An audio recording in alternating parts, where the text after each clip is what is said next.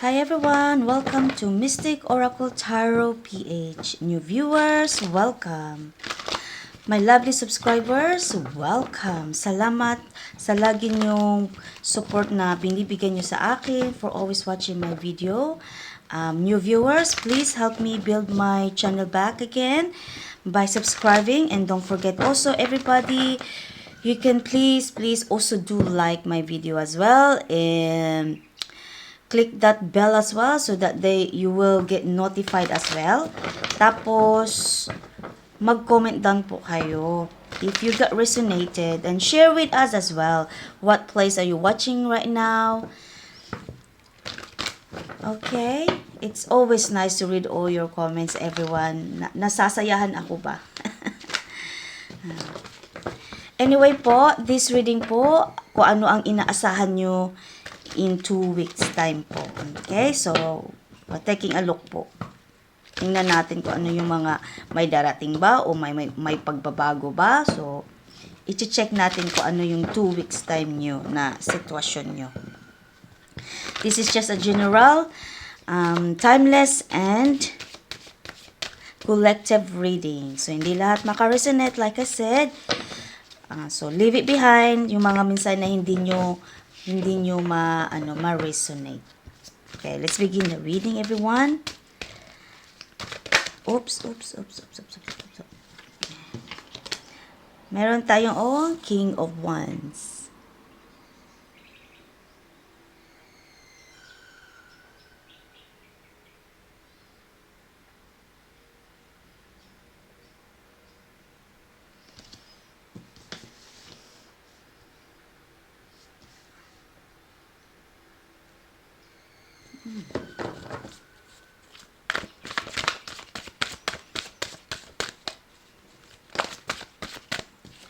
Meron tayong The Wheel of Fortune.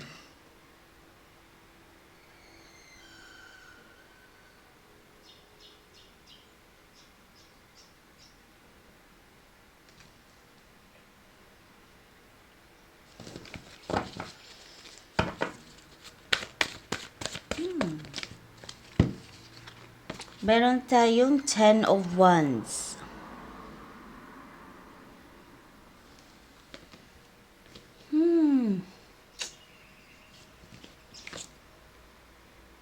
Meron tayong The Tower.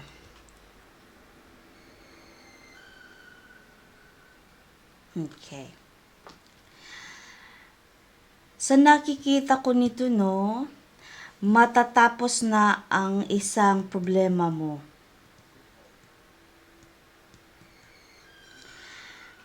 Sigurado ka na, kasi may changes The changes is coming, at sigurado ka na sa decision mo. Yung pagbabago na yan ay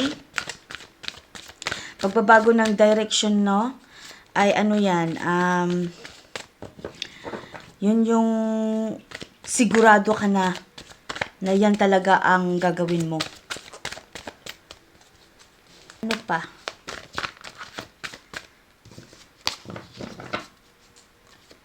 Oops. Meron tayong Queen of Wands.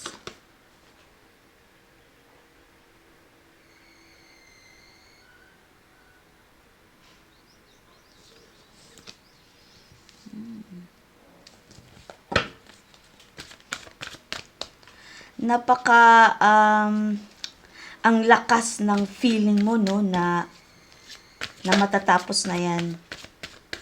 Which is, yes, it is. May pagbabago na yan. Yun yung pagbabago na yan ay matatapos na ang isa-isang problema mo. At sigurado ka na, super positive yung positive decision mo, positive ang feelings mo, na yan talaga at matatapos na yan. Yan ang gusto mong gawin at matatapos na yan. Meron tayong Two of Wands.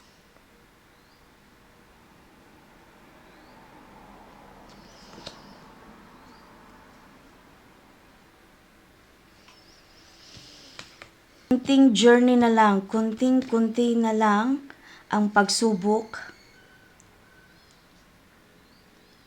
bago 'to matatapos. Bago yung changes na parating sa iyo. Matapos mo na ito, pagtapos na 'yan, ma-solve na 'yan, that's where your new direction, new path nyo ang papasok. New opportunity ang papasok. So, kunting-kunti na lang ang tiis-tiis. Okay? Kunti na lang talaga. Meron tayong 4 of Cups.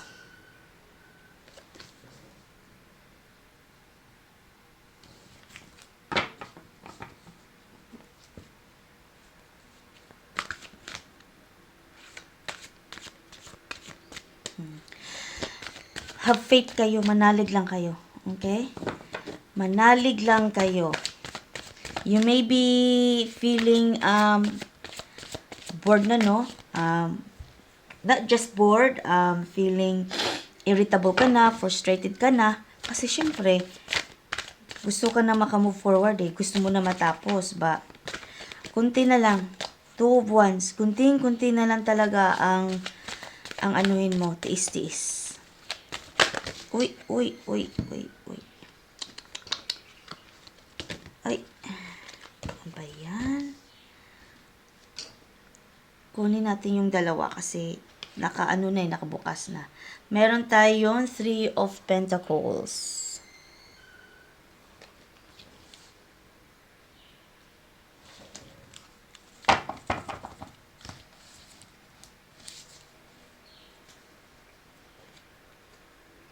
At saka 7 of Pentacles.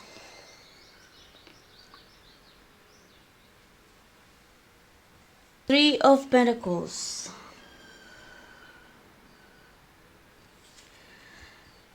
Makukuha mo talaga siya.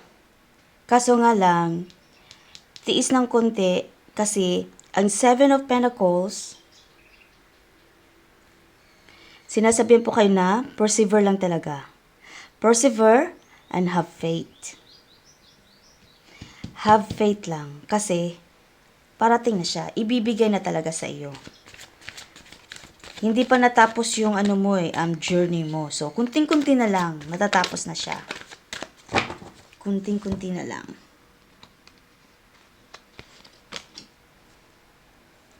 Okay. Ano pa?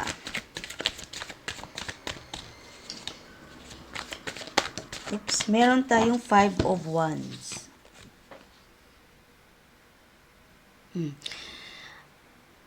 It might be na yan yung obstacle mo no na hindi ka makamove forward, but makukuha mo talaga siya. I promise you, makukuha mo siya. Yun yung sinasabi niya dito eh. Kasi ito ay pagsubok lang naman yan. So, kunting-kunti na lang. Tiis-tiis ng kunti. Makukuha mo na. I feel like 3 days, something about 3. 3 days, 3 weeks, makukuha mo na siya. Ano pa? Parang feel ko may isa pa. Isa pa.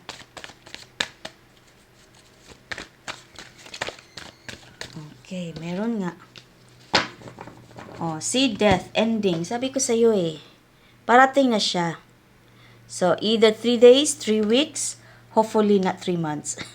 Tagal na. Makukuha mo talaga siya within 3 weeks. 3 weeks ang ramdam ko. In 3 weeks time, makaka-receive ka na ng news. Yun yung nakikita ko dyan. Yun yung connection ko dyan na na-connect ko. Anyway, before I go everyone, I have these leaves of wisdom. Ito po ay intended for spiritual and emotional guidance na cards po. So, gusto ko tong ibigay sa inyo na mensahe for today, for this reading po. Okay po? So, ito po yung nakuha ko.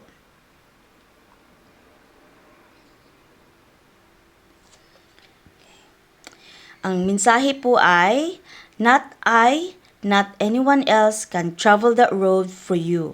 You must travel it for yourself. And there you go. Kasi, sa'yo to eh. Sa'yo to ang test. Sa'yo to na sakripisyo.